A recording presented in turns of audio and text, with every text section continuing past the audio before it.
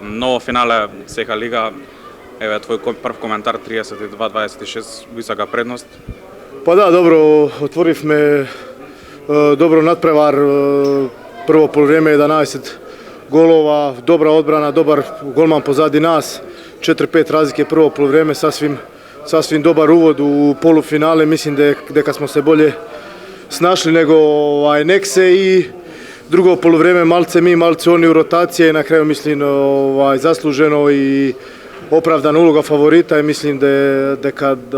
zaslugujemo igrati finale i evo, pokazali smo prvi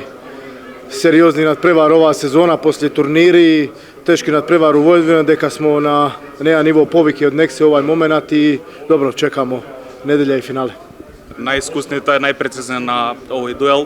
a sepak imaš neki 20 minuti i odmor i za tebe i za Dibirov. Evo tvoj komentar. Pa dobro, mislim da trener zrotira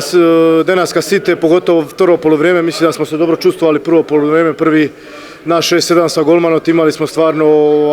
dosta energija, dosta snaga i tek po drugo poluvrijeme trener počeo da rotira i mladi igrači poput i Dodić i Grahovac, poslije i Falić i Klis pokazali da možemo i moramo da računamo na njih da budu pomoć pozadi nas i mislim da smo se site digli jedan nivo povike i da spremni da dočekujemo nedelja. Kada je gledate šansa za nov trofej, može li imali sili Pepe da zagra? Svekogaš gledamo, zašto ne, finale, jedan nadprevar finala se igraju da se pobeduvat, ne da se učestvuvat, tako da normalno da imamo šanse, ok,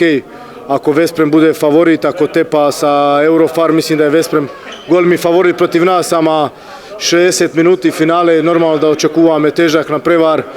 Isto ovaka su sila, su energija, su dobra odbrana i mislim da imamo snage da igramo su Seko i tako da mislim da imamo šansu u finale, bio Eurofarm, bio Vesprem. Hvala.